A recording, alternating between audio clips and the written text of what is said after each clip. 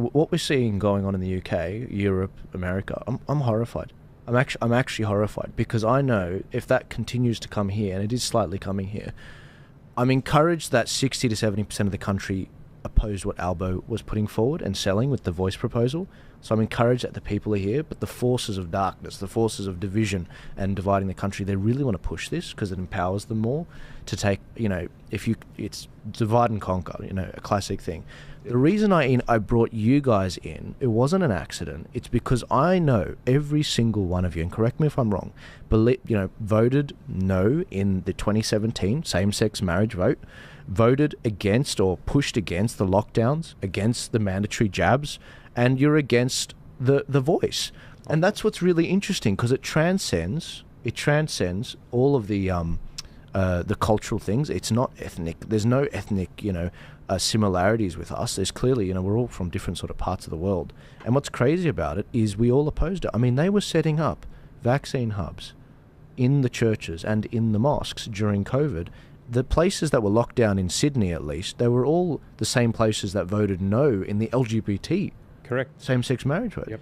And yet we had Muslim leaders endorsing the voice. We had Muslim leaders going along with the lockdowns and setting up vaccine hubs. Correct. And similarly with the, the Maronite churches in Western Sydney as well. And that's like, okay, that's why I want you guys here. Because we're clearly stuck together that with something that resembles something of the Australian national anthem. I mean, what did you guys have, with all of that, what did you guys think about that?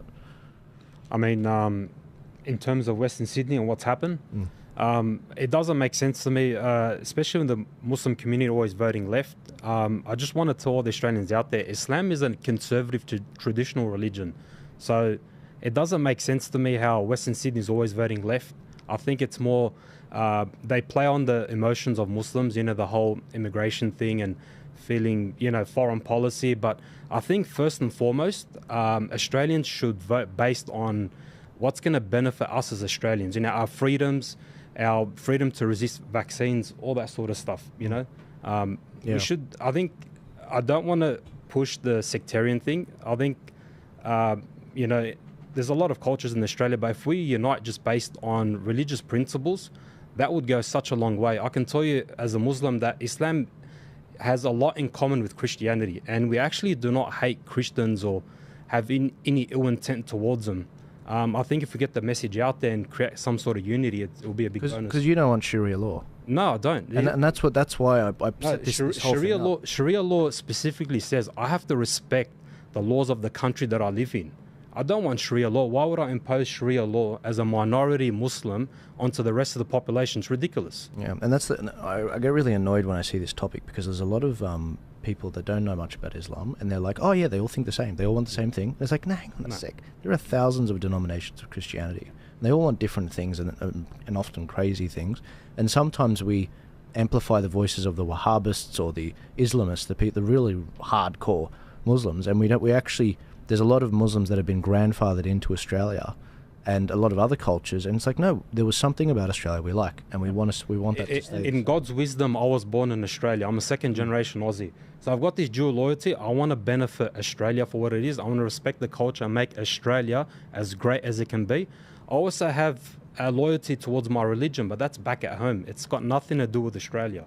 Yeah, right. They're two separate things. And more to that point, I'm an integrationist in the sense that, when I came here, how do I integrate into the culture? You don't come to a place and want to change it. If you move to a place, it's you value it, and so you want to add to it and integrate into the culture and the country that you come into, and be a benefit to the place that has let you in. I've hitched my wagon to this train, and if I thought it needed to be changed, well, then I shouldn't have come here. So that's that. Yeah, exactly. Yeah. Our parents escaped war from Lebanon. When my grandfather came in the 50s, he was escaping war in Lebanon and to give his family a better life. And for us to be we know this being second generation Aussies. That's why I'm saying we want the better for this country, better for everyone. We don't want to impose our beliefs on anybody. Our religion actually says not to do that. There's no compulsion in religion. Perfect example. Well, can I go back to the discussion? I do want to hear Damien and Chris's take on this. Can I ask a really stupid question? So this is going to what was said in that discussion. Australia is a multicultural country.